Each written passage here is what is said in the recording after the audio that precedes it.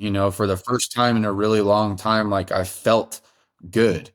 And I just kind of had this weird epiphany, like, what if I don't go back to that, like ever? I had built up so much positive momentum in such a short period of time. I was like, what if I don't off anymore? Like what could I do with my life, my body, my mind, my business if I just continue to go forward and only forward?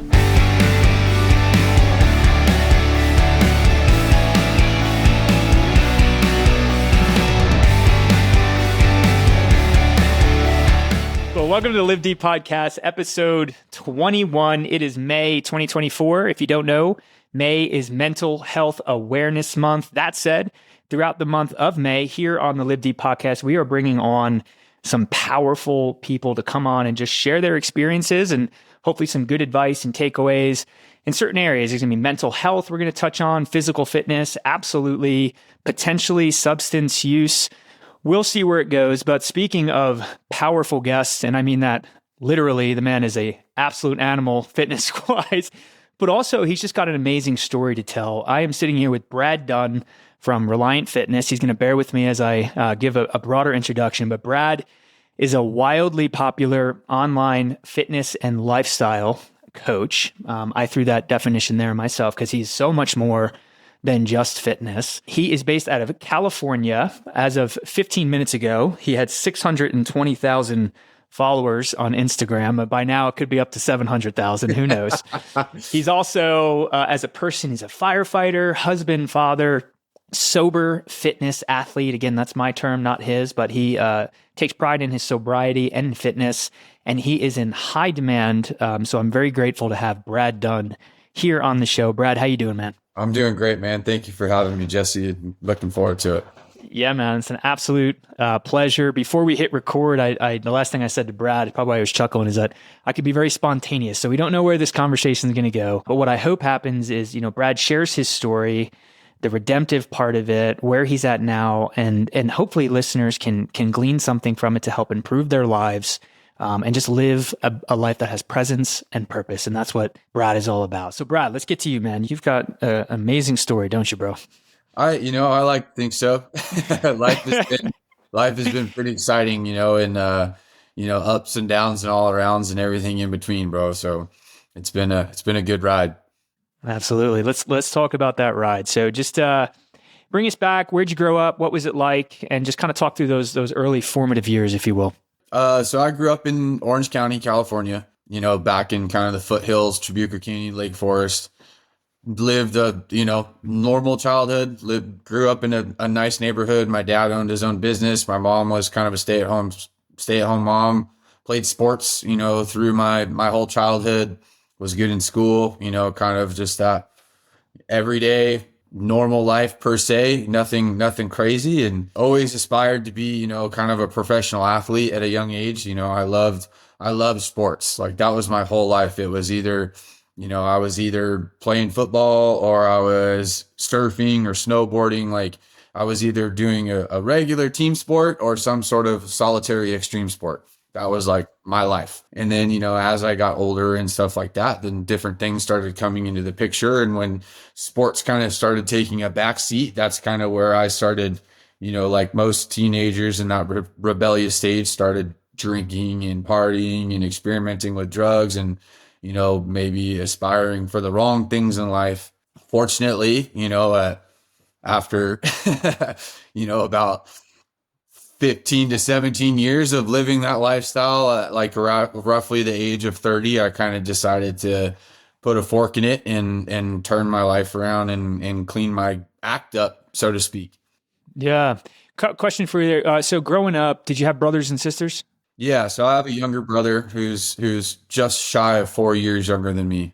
Okay, so you're the oldest. Did the folks stay together throughout your life, or? So my mom and dad split up right before I graduated high school. Okay. All right. So you're 18, 19, going through that probably major transition there. Yeah. Oh yeah. So when you first got, I'll say, exposed to alcohol, whether you can remember the first sip, the first time, or just kind of more generally, what was it about alcohol that grabbed you or that caught you? I mean, so I remember the first time I like obviously was like violently drunk, so we had gone to the bowling alley and stole a couple bottles of, liquor from our parents' cabinets and stuff like that. And it was a pretty wild experience. But I mean, in all reality, like I did not like it. It was not like a woo, experience for me. Like I did not enjoy it. It made me feel sick, but it was just something that just like kept coming around. Like it was just like all like my friends and stuff were super fascinated with it and it became like a focal point. So it was like it was almost unavoidable in a sense. And then it just, at a certain point after, at the age of like 15 could learn how to actually stomach alcohol, then it became more of a slightly enjoyable experience rather than just drinking until I was sick as a dog. I think obviously, in that age group, that development stage, you have that sense of kind of peer pressure.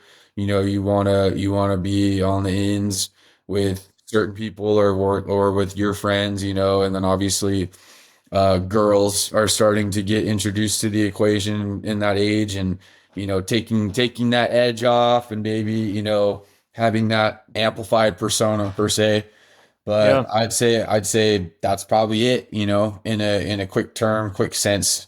I just remember thinking, I feel cool. I feel accepted.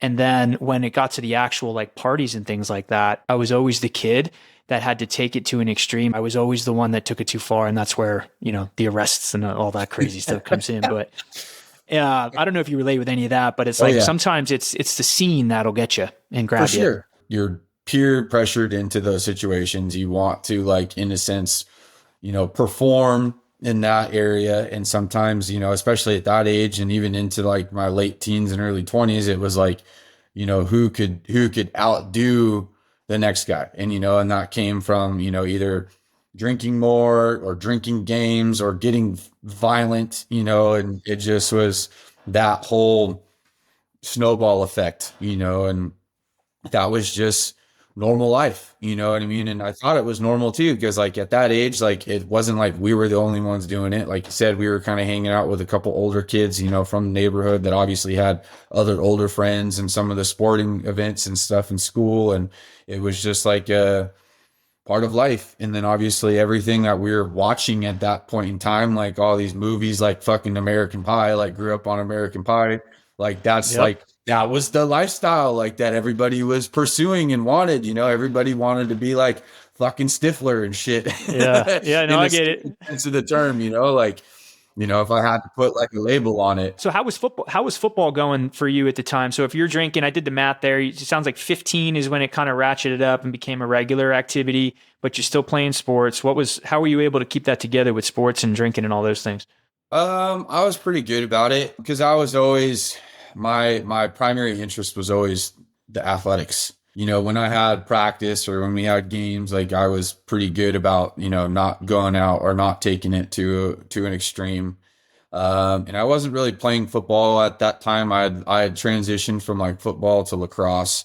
Okay. And there was a lot of kids on my lacrosse team that were partiers, but I kind of strayed away while we were in season, so to speak. But it was like when sports took a complete, back seat, that it was like full blown party because there was no positive to fill that void.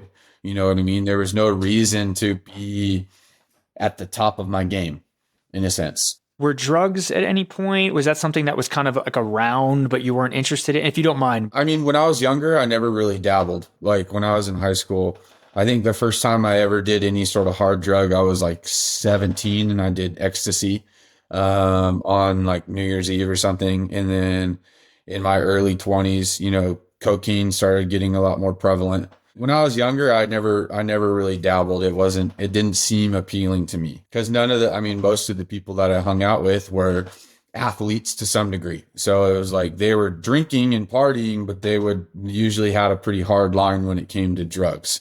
All right, Brad. So talk me through when you graduated high school, what was next? Did you go off to college? Did you stay home? What did that look like? Well, I went to a junior college, so I basically stayed home and worked part time. Was kind of studying, some more general ed type stuff.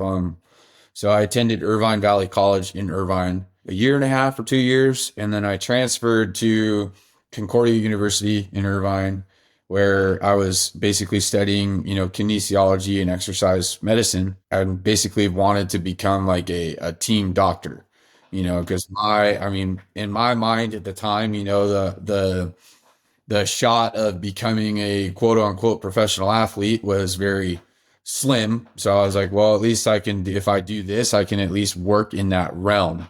You know what I mean? And I was already working as a personal trainer at commercial gyms in Southern California, like 24-hour fitness and somewhat like training clients privately. So that was like kind of right up my alley, and was studying and trying to, work through, and was working to get a lacrosse scholarship, because lacrosse was not like it was a intramural sport. It wasn't like a school sanctioned sport at the time, but they were like, oh yeah, next year, next year, next year. And then next year rolled around, and didn't get a scholarship, and basically had to drop out of college because I couldn't afford to go there without the scholarship. The idea was, okay, I'll pay for 1 year, basically, and then I'm going to need at least, a 50% scholarship to continue attending. And Got when it. that scholarship, basically that option was gone, and I was like, dude, I can't afford this schooling. Like, I'm not going to bury myself in debt, so basically dropped out, started working full time and basically taking care of my brother, because my dad had to start working out of town because his company went under. Where was mom at this point? So she was kind of off doing her own thing, because this was like within a year or two of the divorce, so she was basically out of the picture. Got it. So your dad's going through a pretty tough time with the business. Your mom's not around. You're taking care of your little brother, and sounds like you're kind of on your own. Is that fair? For the most part, like I was, my dad was gone during the week, so he was gone Monday through Friday, would get home Friday night. So I was basically making sure shit was being taken care of around the house. I was making sure my little brother was getting up and going to school in the morning, and making sure he was doing his homework and trying to work at the same time, and in a sense holding down a household at like 19. Yeah. What'd you learn from that season? Like when you think back on it, how has it shaped you? And we're gonna move toward, I think it sounds like 30, you had some pivotal changes in your life. But when you think about that unique season, what do you think you learned? Well, in this, a lot of responsibility, being able to carry a lot of weight and continue to move forward. And obviously at 19, like there was a lot that I did wrong, but I still had a lot of responsibility, and, for the most part, managed it as well as I could at the point in time, given, where I was at in life and what I was trying to do. It was a struggle for sure. My dad was basically having to rebuild himself, because the divorce Yeah. crushed him, the losing his business crushed him, someone who was basically successful and established, having to start over at basically 50 years old, and then I was like 19, and trying to hold it all together while he was doing the same thing. And it was a rough go for a couple years, man, and I started working full time as a mechanic, was around older guys that, fortunately they were mentors to me in a degree. They helped me learn the job, and, a lot of things about life and hard work and work ethic. But it was not necessarily a scene I wanted to be in, because most of those dudes, and I mean this in the most respectful way possible, they had their own fair share of problems. It was not necessarily a positive environment. You know what I mean? And I was still really young. But after, growing through that and learning a lot from it, decided to kind of step out and pursue some other things. My son was born when I was 25. I was in a relationship that I didn't want to be in. It was kind of like one of those, one night stand, quote unquote, type things, and was super stoked to have a son, a little boy. Was pumped on that. And then 2 weeks after my son was born, my dad just dropped dead, like out of nowhere. Oh my God. So that was like a huge high low, like simultaneously. Oh my God. So basically everything at that point was just shattered. My dad, the guy who I was basically leaning into for everything at that point, how to be a dad, how to lead from that position, and was gone. trying to figure that all out, and then leaving mechanicking, leaving the guys that I basically worked with for the last 6 years, day in and day out, and in a sense, almost starting over too. But I needed a job with a better wage and benefits to take care of my family, so to speak.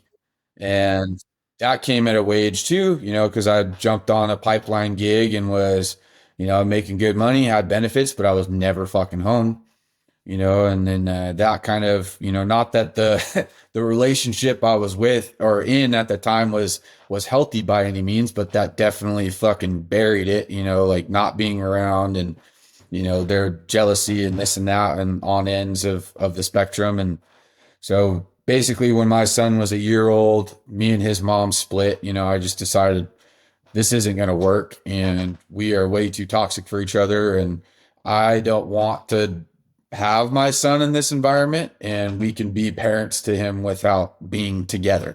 That relationship, even though it was ended, continued to be extremely toxic because she was trying to have me arrested for shit that I didn't do and, getting really, really nasty about some certain things and playing a bunch of dirty ball in a sense. And I had to move. I basically moved, from Orange County up to San Luis Obispo.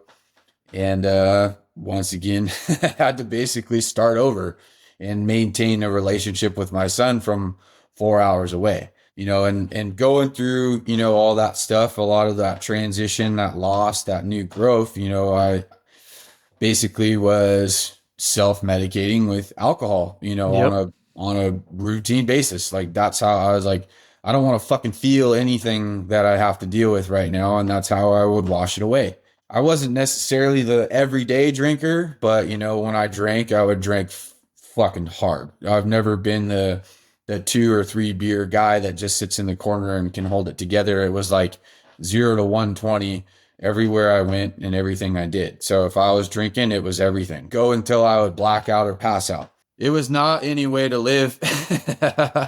But after, same thing, after a couple close calls and a handful of arrests, I was like, this needs to fucking stop, dude. Like, dodged a couple big bullets. I think if I had to put it all together, it would probably be roughly about 15 years of jail time. Kind of dodged that in different increments. One was about 10 years, one was another 2 to 3, another one was another possible 3 to 5, so luckily those kind of fell by the wayside, like once again, by the grace of God. And, had one last incident and was like, okay, that needs to die. Like that can't happen anymore because I can only get lucky so many fucking times. This episode is brought to you by Hoplark. Forget what you know about non-alcoholic drinks. Hoplark is revolutionizing the game with their craft brews, teas, and waters, all hopped and crafted like your favorite beer. Enjoy the full hoppy flavor you crave without the calories, sugar, or alcohol. Whether you've never been a fan of alcohol, you're celebrating sobriety, or just looking for a deliciously unique beverage, Hoplark delivers everything you could need. Dive into a can of their signature hop tea, 0 calories, 0 carbs, and all the taste of a fine pale ale without the alcohol. Hoplark isn't just a drink, it's an experience. Taste the revolution. Visit hoplark.com to explore more. So from 19, it sounds like, to some place in your mid-20s, you experienced 3 of probably the top 5 changes, and change is always hard, that a person can experience. I mean, the loss of a loved one, not only a loved one, the closest love. It sounds like, I can tell it's coming off you, but you're close to your father. Is that right? Yeah. Very. The birth of your first child, not just a child, your first child. And Yeah. we both have multiple kids. We know that that's a different experience, not better or worse. It's just different, right? Yeah, very different.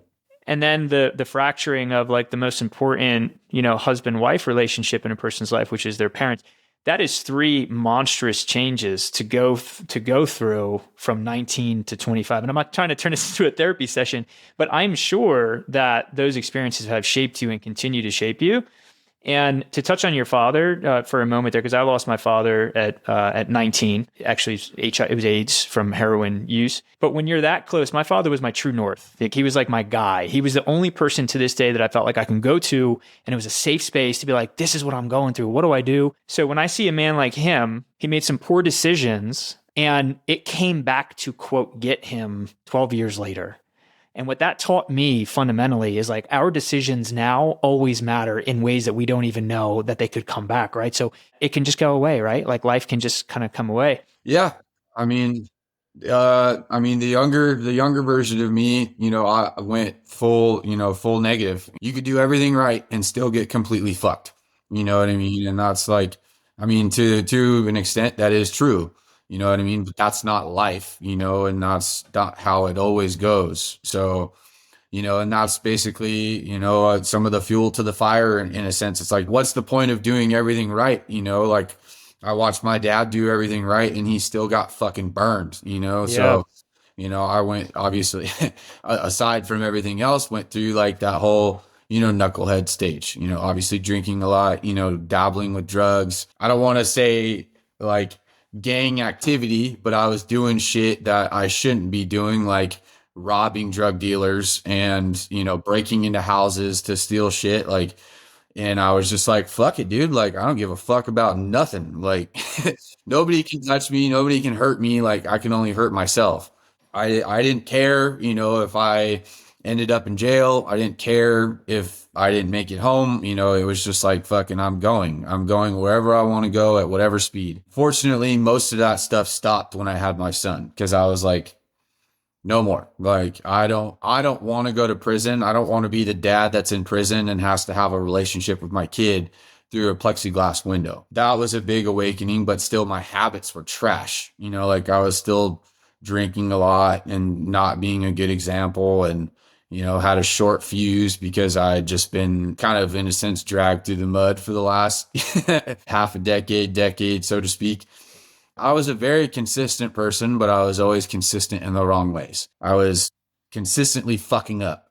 And then when I fortunately shifted my sights onto something more positive, a lot more positive things started to happen. When I turned 30, I decided I didn't necessarily want to be a mechanic anymore. Like I wanted to do something more fulfilling. So I basically set my sights on becoming a firefighter, even at 30 years old. Like it was something I'd always wanted, as a younger man, but I had like this groomed perception that if I didn't start right out of high school, it wasn't going to happen. And that like having tattoos, like it wasn't an option, having a criminal record never happened. And I'm like, well, fuck it. Like I'm going to go for it anyway. And I'm just going to outwork everybody and I'll get a job somewhere. Basically went and did all the necessary things to make that happen. I went and got my EMT, went through a fire academy, basically reshaped my entire life in a matter of like 6 months and was committed to becoming that person and that vision that I had in my head, because those are, the dudes that I had met that were doing that. Like, I'm like, dude, that fool's solid. Like that guy's got everything, he's got a good job. He loves his job. He loves his family. He's got a nice truck. I want that. Like, I want that for Yeah. my life. I made it happen. I started working with Cal Fire and, loved it, dude. Absolutely loved it. Loved the whole process of, basically going through that ringer and that defining period and reshaping and then earning the position. And it was fucking hard, but I loved it. I fucking loved every minute of it. And then Yeah. a couple, after working with Cal Fire for, I think about 3 years, my daughter is like about to be born. This is kind of where I had that big shift, again, is like, I really like, obviously through that process, like I was still drinking and stuff like that, but it wasn't as often, and then I was like, I really need to like commit, cause I don't want my little girl to think that this is like how men should be. So that's kind of when I buckled down and started really focusing on eating right, not drinking, exercising and training with intention to like build myself up in a sense, my body physically and mentally. I'd always worked out and stuff like that, but I just like kind of drifted through the gym and strung stuff together and I was in decent shape, but never like that, like, wow, look at that dude, and like I wanted that. So I did what I needed to do. Like I teamed up with, some coaches and got on a program and got it all dialed in. And it changed me, like, cause once again, focusing that energy and that drive into something that is positive versus negative, I was feeling that void, that time and focus that I was basically used to spend, drinking, smoking, and doing stupid shit. I replaced it with eating healthy, training, and like reading and focusing on like building. And it was a huge pivotal moment for me. And after kind of reaching a certain milestone with myself, I'm like, dude, I can teach people how to do this shit. Like, I've been through quite a bit in the last 10 years. And, if this method, this lifestyle can help me really click it together and start living a particular way and have like some of this, these pretty big achievements that a lot of people would be probably pretty happy with in their own life. Like, why could I not help people do that and achieve those things? So that's kind of when I leaned into the coaching aspect. I kind of took, a combination of, previous life experience and obviously previous level of expertise working as a trainer and being an athlete, being a firefighter and going through, somebody else's coaching program and, spending a lot of time focusing on nutrition and certain exercises and just most importantly, just hunkering down on discipline and being committed to self, and was able to, kind of package this business, this product, and replicate those same results for other people.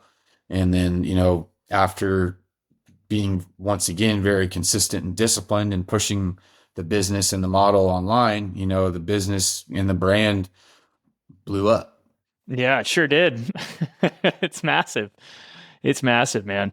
Would you say that I want to touch on the fireman thing for a second, but would you say that the greatest or the biggest inspiration for your change, and I wouldn't say it was a 180. It sounds like you were just kind of, you were doing some of the right things, but it sounds like you just turned a corner and said, you know what, I'm all in now on this. Would you say that the birth of your children, your son and then your daughter would be one of the biggest catalysts for that change? I would say yes, but it wasn't almost like the birth itself, because I know some people have that big like aha moment then. Like, it was almost like a little bit later, like especially with my son, because I was still full blown knucklehead when my son was born, and I just like kind of decided like, well, I'm only going to be a little bit of a knucklehead, like, and then I can still get away with some of this stuff, but I was like, cause I was still in the wrong environment. I was around people that weren't inspiring me to be better. I was still hanging out with the crowd that was going to the bar, Thursday, Friday, Saturday, Sunday, and that was what was like expected. That was normal. And then once I kind of changed my circle, so to speak, and I was getting around people who were starting businesses and, focusing on other things. That's when kind of I was like, dude, I could do some bigger shit with my life. Like, I don't have to be this guy. Yeah, yeah. I know you're sober. I know you're 100% sober, and I know that you kind of willed yourself there. Can we talk a little bit about not necessarily the decision, because you've made that clear. You wanted to basically improve all aspects of your life, but walk us through when you made that decision. I'm done drinking. How'd you do it? Because a lot of people will commit to a certain specific program, for better or worse. But I know from chatting with you, you did it on your own, and I love that perspective because it shows people that you can do that. So talk us through what that was like. It wasn't even necessarily like a initial goal. It just kind of happened. When I committed to, this new life of like fitness and health and basically continuously bettering myself, I was, and I'll give credit where credit's due. I teamed up with Wes Watson. I joined his program. I saw a couple guys that I went to high school with come through his program and like get in like incredible shape. And I was like, I'm going to see what this is about. Like, I've always worked out, I've done somewhat with meal prepping and diet. Like, I have experience. Let me see what this is about. And I committed to the program and really started seeing some big changes in my body and my mind. And right, I'd say I did like a 90-day program, right? And I'd say about that 2 month mark of like really being on point, I was like, I don't even really want to drink anymore. instead of going out Friday nights and waking up Saturday hungover, I was waking up early on Saturday to go to the gym, and I was staying up late to prep meals and stuff like that, like not going out. And I felt like really fucking good, for the first time in a really long time, like I felt good. And I just kind of had this weird epiphany, like, what if I don't go back to that, like ever? Like I had built up so much like positive momentum in such a short period of time. I was like, what if I don't fuck off anymore? Like what could I do with my life, my body, my mind, my business if I just continue to go forward and only forward? No more bullshit, because that was the thing is I basically realized, I'd already experienced everything that alcohol and drugs could possibly do for me. And they were no longer serving me in any way, shape, or form that was good for my life, myself, or my family. So it's like, fucking throw it away, just do away with it. As I, got kind of deeper and deeper and deeper into the process of building somebody that I was like proud of, I just got less inclined to kind of go back to those things, Well said. because I was feeling the changes and I was seeing the changes and I was like, and there was a couple times along the way that I like still had a couple drinks or like went to a buddy's wedding and like woke up the next day and I'm like, dude, that fucked up like my whole week. That fucked up my whole week. Everything I did to lead up, all those good marks just got fucking washed away. And I'm like, I'm done with that shit, dude. Like I basically had a buddy's wedding, and I was like, this is like the last hurrah. This is it. Like, and that was basically it. I basically was like, I'm not drinking anymore after this. And it's been that way ever since. And that was, I think, October of 2022. I love about this, Brad. It's like a lot of, I think most times, because I talk to a lot of people about their journey, and the decision is very intentional. It's like, I'm quitting drinking, and then they'll start a program, quote unquote. And then fitness eventually is layered over top of that or becomes a focus once they get that stretch of sobriety. What I like about your story, frankly, is like, it's like simple. You're like, hey, I dialed in on the fitness. And that was what kind of enabled you indirectly to take that break from alcohol. And then that break got bigger and bigger and bigger. And then from a moment of clarity, these are my words, not yours, obviously, but you were like, why the fuck was I doing that anyway? I feel amazing now. And it's like the fitness brought you there. Well, that's just it, man, is for the first time in my life, I was able to have clarity because I went more than 3 or 4 days without drinking, Yeah. and that's something that a lot of people don't realize is like from the time that, I mean, as teenagers and even into adulthood, most adults don't go more than a couple days, maybe a couple weeks without a drink. And they don't realize how profound that effect is on your mental and physical state. When you're constantly clouding your judgment, clouding your mind, and there's a lot to be said about how alcohol has that direct effect on you. So when I basically was like, fuck it, I'm going to see what a month, 2 months, 3 months, 4 months feels like. And I was like, why did I even bother with that for so long? It's huge. And I still tell that to my clients today. I'm like, whether you're coming here to get sober or not, like while you're working the program, at least try to participate in a level of sobriety for the period of time that you're here, because it will Love change that. your life. Love that. It will drastically increase your level to think and act clearly. Yeah, well said, man. So I had April was Alcohol Awareness Month, and I kicked off the month with a licensed addictions counselor, amongst many credentials that she had. Her name's Corey Turner, and she enlightened me in so many areas. And I'll try to keep it short, but the thing that she really focused on was the changes that happen in your brain because of alcohol, mainly around dopamine. And I'll share the powerful thing that I've noticed with me is the more I'm drinking, or the more frequently I'm drinking, more intensely I'm drinking, the less I find joy in the other things around life, like things that you would typically find joy in. Like, can you be present in a room with your child and actually just so filled with gratitude that you feel good, you feel accomplished, right? When you walk outside, I know you're an early bird, dude. I've heard other podcasts, you get up way early, but like when you go outside for the first time in the morning, do you notice the weather? Do you notice the sound of birds? It sounds like corny shit, but like, do you actually aware of those things? Well, those little observations and your interpretation and reaction to them are dopamine. It's dopamine bringing you joy. But if you're flooding your system, whether it's Friday and Saturday binge drinking or every single day with micro doses, if you're flooding your brain with alcohol, which is a powerful dopamine release, you're literally making your mind not receptive to those smaller, more important things like that you should naturally be enjoying, like family, friends, love, relationships, and all those things. So I feel with you, it's like, again, I just love that. Like fitness got you there, but then once you were there, you're like, shit, life is so much better and so much more joyful without this poison that's Right. just diluting my entire experience of life, right? For sure. I went from not wanting to feel anything to wanting to feel everything. So you mentioned your clients. I'm sure you have all different types of people with different experiences, unique circumstances. But if you had to say, what are most of your clients coming to you for? Their like first meeting, I'm assuming there's a consultation. Like, Brad, man, this is what I'm experiencing. I see some things from you that I want. This is what I'm after. Like, how would you describe that? Most of the men, I mean, I work with men and women, but a large majority of my client base is men.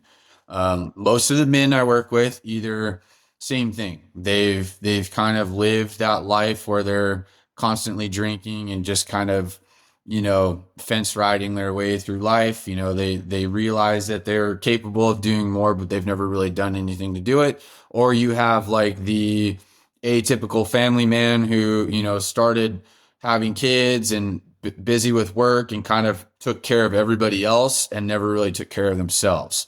So it's a mix, people Yeah. who have a history with substance or with alcohol, or people who, have put everybody else first in their life for a period of time. And they're like, I need to rediscover myself. I need to find myself again. And they come to me and, I try to get them to commit to, one of my longer programs. Like I do programs and time commitments. So I do like 30-day, 90-day, 6 month, 1 year. And I usually try to get everybody to commit to that 90-day or 6 month period, because that's a long enough period of time to really change habits, build discipline, build consistency, and see like real results. Because like health and fitness, as much as you see some of this fucking smoke and mirrors and bullshit online, like it takes time.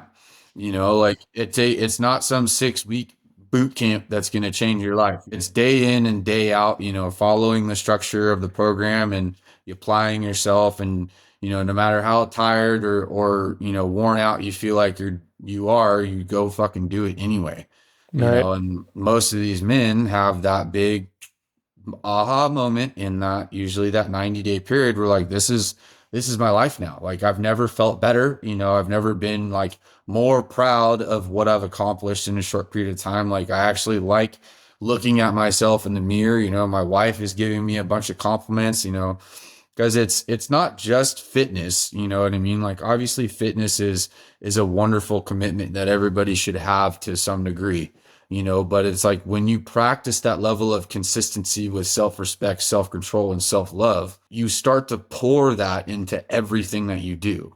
It's not just about you anymore. Like you're showing up for the other people in your life a certain way. And that level of dedication and respect and discipline pays into everything. I love that, man. So what are you looking at when you talk to someone for the first time? What's some of the low hanging fruit, some levers that you can pull early on?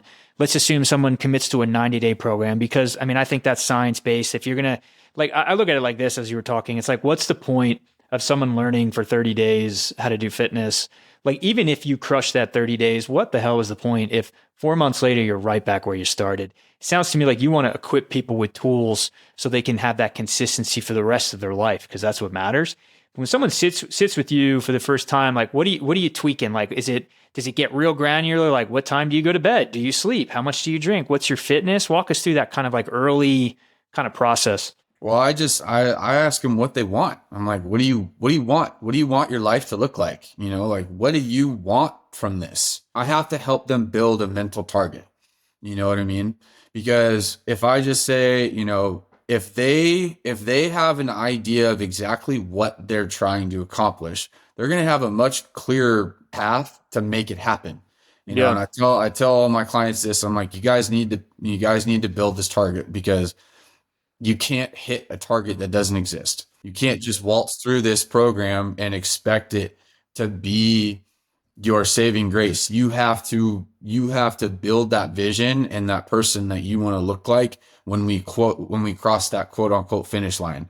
And not that there's ever really any finish line. And that's what people tend to notice. They hit one goal and set another. They hit another goal and set another. It's just that idea of Kaizen, the constant progression, constant improvement.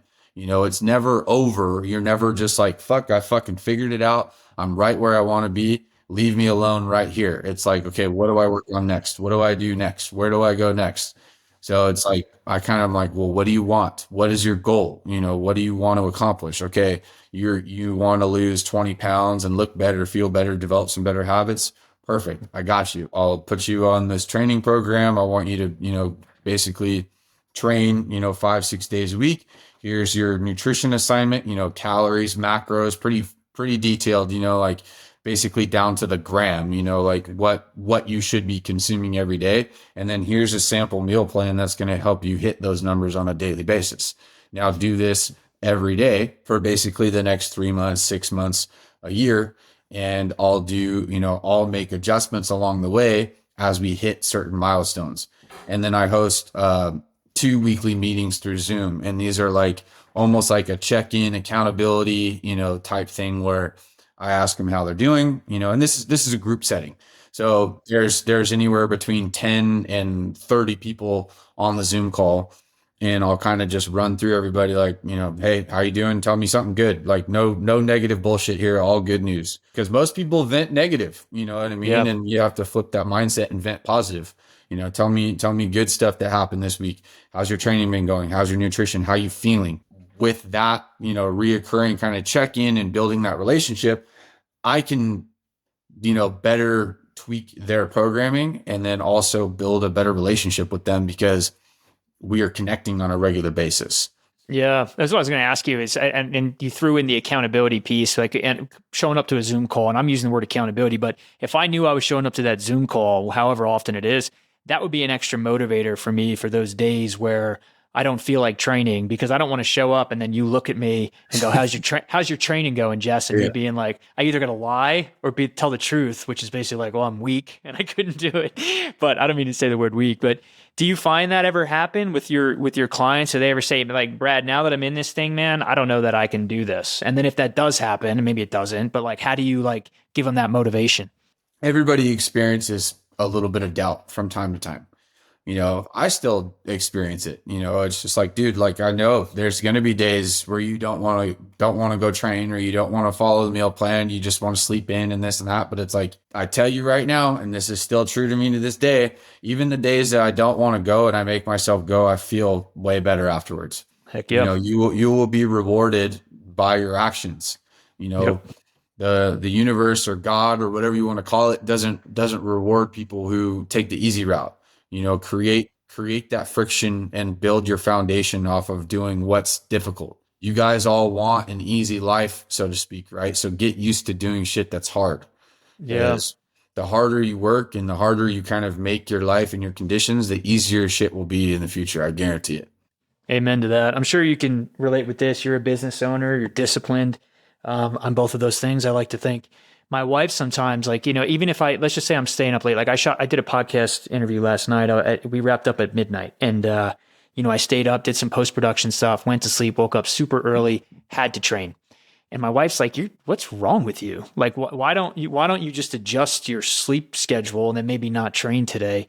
That, to say, as an example, for me, the training is basically the equalizer. It's the normalizer. It's the thing where it's the last thing to go. And if it goes emotionally, mentally, everything is off for me.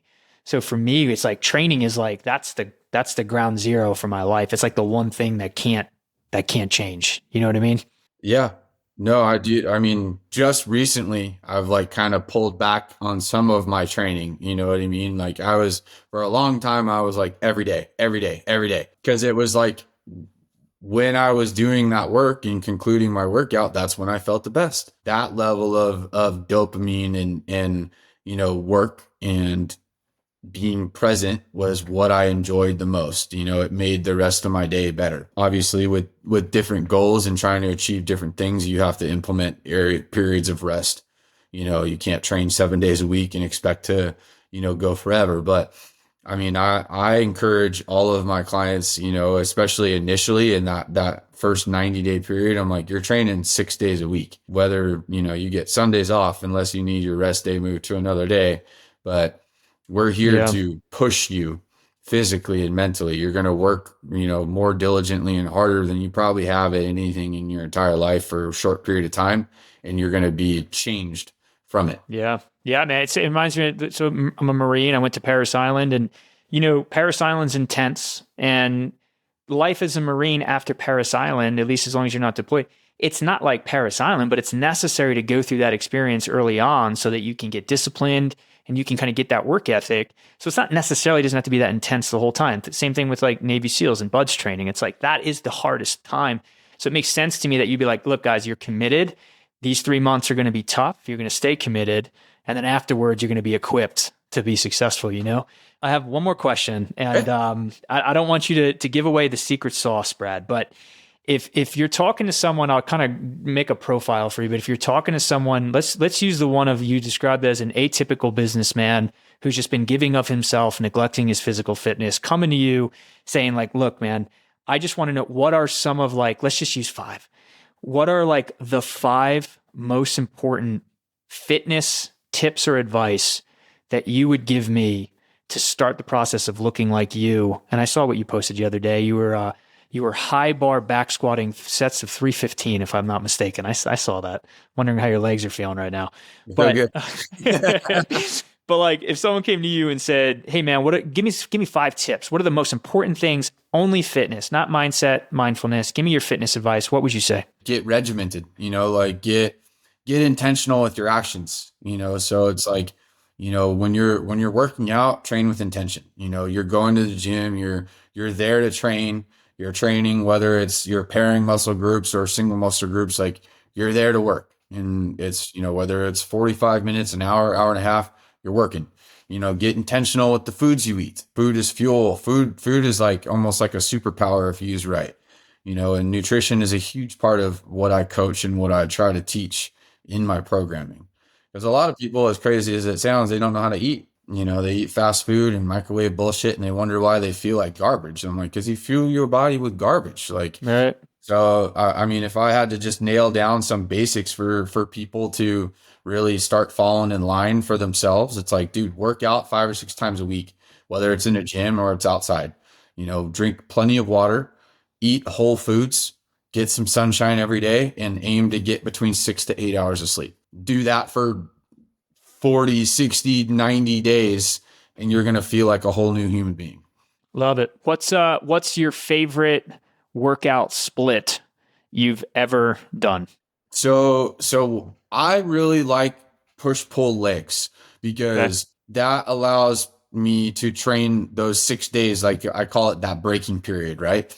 So a lot of my programming, at least for my initial clients who can handle kind of that load, is push pull legs, so it's like chest, shoulders, triceps, back, biceps, rear delts, and then hammering legs, 6 days a week, one day off, and rinse and repeat, for basically 3 months, following a meal plan and stuff like that, because that's going to build that habit. That's going to build that kind of work ethic in a sense when it comes to being in the gym and just hammering. Obviously, once we get to certain points, then we can work in a little bit more specifics as far as splits and targeting muscle groups and parts of the body. But almost everybody I work with, right off the bat, goes through a massive push pull legs routine. Got it. So PPL rest. That's your 6 days and repeat. Just a fun one I just thought of. Deadlifts.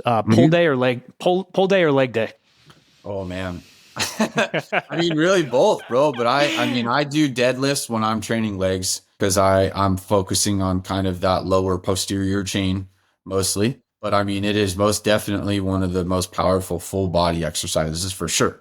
You Yeah. know, because Yeah, heck you're yeah. engaging everything, to get that weight off the ground if you're lifting heavy enough. Do you kick off your workouts with like heavy compound, like low reps, high weight, or do you have like an even like hypertrophy rep range? What do you recommend? So yeah, I mean, obviously, I kind of lean into that hypertrophy thing because a lot of people, I don't want them lifting heavy initially because most of the time they either haven't worked out in years or they have no idea really how to work out. A lot of kind of my initial programming is, high volume, a lot of reps, a lot of sets to kind of ensure that proper time under tension and really like challenging people to fight through some sets because that classic, 3 by 8 to 10 or 12 rep scheme, like most people, and I mean like 95% of people are not training with the intensity to really get the stimulus out of that rep and set range. So like when I put people on higher volume, and they're doing 3 to 5 sets of anywhere between 15 and 25 reps, like they're burning it, like they're earning it, because like a lot of people like, oh, dude, I've never fucking done 25 reps of anything. And I'm like, well, welcome to it. This is working out. Like this is what's going to stimulate, growth and change. That mindset where most people want to stop at 10. It's like, you got 15 more, homeboy. Like, let's go. I'm like, Yeah, you're not yeah. even halfway there yet, pal. Like, It's a but, long road. It's a long road when you do it that way. yeah, but that's probably, a lot of my go-to style of programming to ensure that they're really pushing themselves and actually working. Love it, love it. And Brad, I know your signature move, if you will, is your driveway burpees. You do burpees everywhere. That's your move, man. That's a form of cardio, Yes. and or at least partly cardio. What say Brad about cardio programming? What's your thoughts? I mean, it depends on what you're training for. It's if you're an endurance athlete, then make it a priority. If you're just trying to trim up and get a little fat off you, then I'd say, anywhere between 20 to 30 minutes of zone 2 cardio 2 to 3 times a week will help you big time. Just that added activity at that lower intensity is always solid. I love cardio to an extent, you know what I mean? And like, especially working as a firefighter, we'd have to like literally try to kill ourselves in training. So that those workouts where you're just like gassed, laying on the mat, like seeing stars, like I love that. The anaerobic stuff like burpees when you're just Mhm. like, yeah, because I'm assuming firemen, right? Like rush, open that hydrant, carry that hose, ravel it. Like you can't stop for a breather. You just got to keep pushing. So probably anaerobic stuff, right? Yeah, it's a lot of high intensity. You're carrying a decent amount of weight. You're typically working for, a pretty long period of time. It's a lot of fun. And I mean something that stood out with me, one of the older guys said, when I was just getting started, and granted, like I was in decent shape then, but I wanted to be in like top tier physical shape. He said, this job's a lot more fun when you're not bending over on your hands and knees sucking air. And I knew from that moment, I was like, I need to be very conditioned and I need to be the hardest worker here so I can get the most out of this job. Hell yeah. And the people that you're serving and in some cases saving deserve the best from you, Yeah, and I'm absolutely. sure that's a motivator too. Brad, getting to know you here for the last hour, you've got a lot to offer people. You're a smart guy, you're experienced, you got an awesome story, you're blowing up, you're growing like a weed, obviously. What are you excited about in 2024? What is next for Reliant Fitness and Brad Dunn as we look forward into the future? Oh man, I mean, there's so many opportunities and things, but I mean, this year I'm gonna just really focus on like fortifying my business, right? Like learning some of the back office stuff. But big goals is starting to offer some in-person events where people can come out and learn and train and stuff like that. I want to open up my own facility, to where people can come and train and film and podcast and do all those things under one roof and not feel, weird in a commercial gym walking around with a camera or wanting to take shirts off. But, just kind of continuing to grow the culture that I love and live and find other ways to explore it and have fun with it. I love that. I love that you landed on the word culture, man, and lifestyle. It's awesome, dude. Thank you so much for being here. It's been an awesome, awesome conversation. Everybody, Brad from Reliant Fitness. Thank you, Brad. Thank you, bro. Pleasure.